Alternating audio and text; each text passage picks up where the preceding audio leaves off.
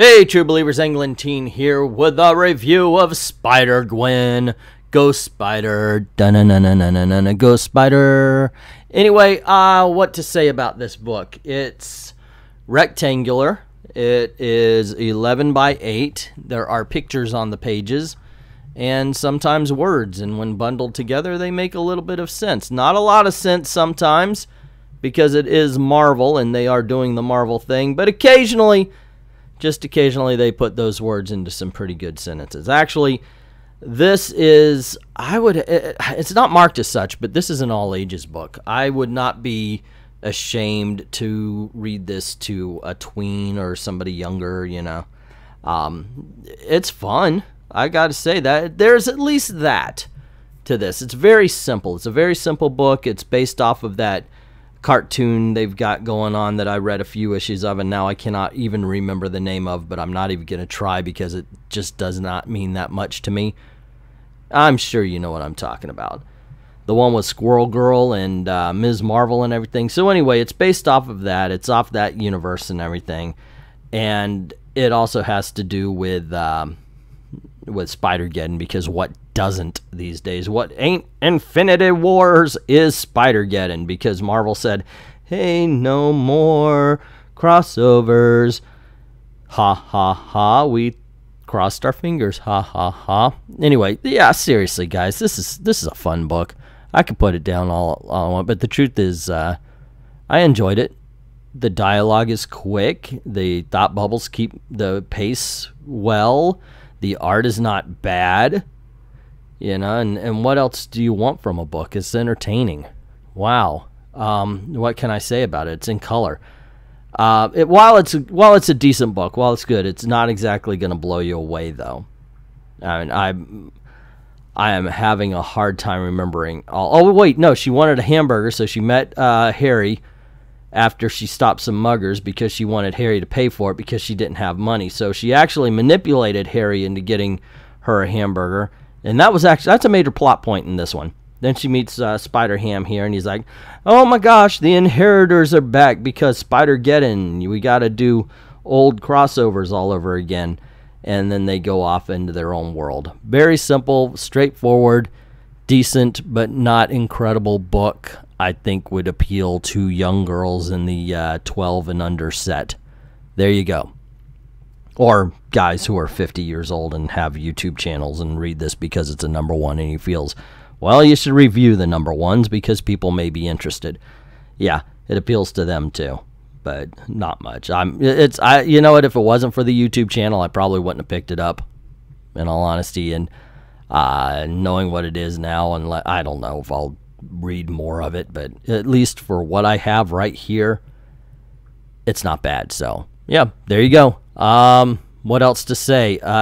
Shit, I hate it when I get to this point because I'm like, oh, I gotta talk about this book for 4 minutes and then I'll do another one for 4 minutes, and you know, but really that's all I have to say. So on to the next book, which for those of you who have not noticed yet, I have decided to start doing independent comic book reviews at the end of the regular comic book reviews. Why not? I feel it's just a way to get people into something that they otherwise may not have. And I try to go with books that are similar. So if you have an all-ages book about a young lady superhero, you gotta find another all-ages book about a girl with superpowers. Oh, crap. Here we go. And yes, I read this. I'm not kidding. Obviously, it was played off as a joke, but I really did pick it up just so I could do two similar independent, an independent comic book that's similar to the Marvel or DC that I do. And here we go. A comic book about a superhero girl that's all ages. Rainbow Brite #1, kids. This is exactly what a 50-year-old man wants to read. And let me tell you, it's a very easy read, to tell you the truth. I wish I could say, oh my gosh, it was crap, because, you know, 50-year-old guy reading Rainbow Brite. It felt weird. It felt strange. But hey, they're bronies. Why can't there be Brighties? What would you call an adult fan of Rainbow Brite? Is there a name for an adult fan of Rainbow Brite other than creep? I don't know. Otherwise, actually, what really got me about this book is the fact that this is the same freaking art to the new She-Ra from Netflix. And I thought that was weird. I mean, look at her. Look at Rainbow Brite here. This is the same damn art that people are complaining about that's all over stuff like the new the new Thundercats, the new She-Ra and all that kind of stuff. So I was like, oh no, are you kidding me? Oh, and this looks just as horrible as I thought it would. So, okay, I guess I should go over the story to Rainbow Brite #1. I think she called herself Swift or something like that. I forgot. Guys, don't expect me to remember too much in this book. But whatever her name is, Rainbow Brite, the girl that becomes Rainbow Brite, and her friend go LARPing. Not with anybody else. They just go to the woods, and they've got their wand and the sword that they made, and they're pretending like they're fighting invisible dragons. No, that's it. There's no more. Actually, yeah, Rainbow Brite comes across somebody, and they're like, oh, I'll take you to my magical land. Which, kids, yeah, don't do that. If anybody ever comes up to you and says, I'll take you to my magical land, here, get in this white van, trust me, that's not what you want to be doing, okay?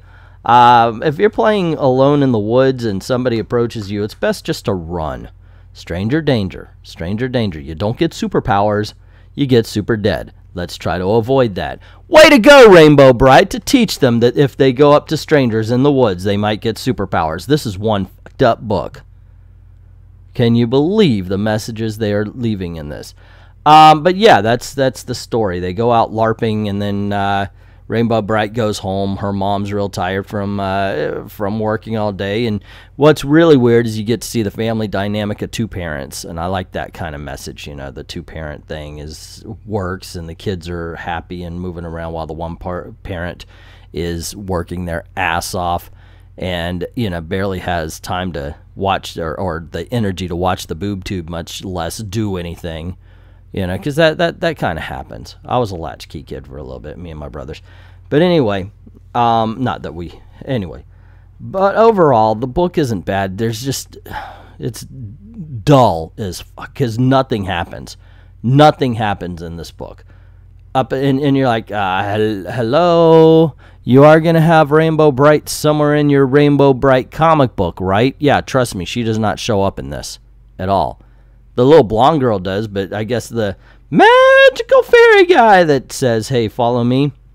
Yeah, that if he turns her into Rainbow Brite, it happens somewhere down. This is the ultimate in writing for the trades. So, bad art aside, at the very least, though, even though it's written for the trades, even though you're not going to get the whole story unless you pick up the next few issues, I do have to give it props for it. At the very least, it gives you an idea of who the characters are. So, and I've always said who and why is very important, and in my opinion, it's much more important than what. So, there you go. That is my outlook. It's okay if you're younger, if you're a young tween, then I think you're going to get a kick out of it. But that's just my opinion. What is yours? Have you read Spider-Gwen? Have you read Rainbow? You haven't read Rainbow Brite. We both know this. But, if you have kids, what do you think? Will you? Or was it like, no, I can't make that leap? Let me know in the comments below. Also, if you like this video, you know the drill. Click like. Sharing, of course, gets word out about the channel, and that is always important. Also, if you haven't done it already, remember to subscribe and hit that notification bell. Ring that bell. Sometimes YouTube does their job and actually alerts you when we do videos and live streams, and that is cool. Hate for you to miss anything. Cool things happen around these parts. Now, this is the way I'm trying to make a living. I know everybody's trying, but this is the way I'm trying. If you don't mind helping out the channel, go on over to Patreon, drop $1 in the till.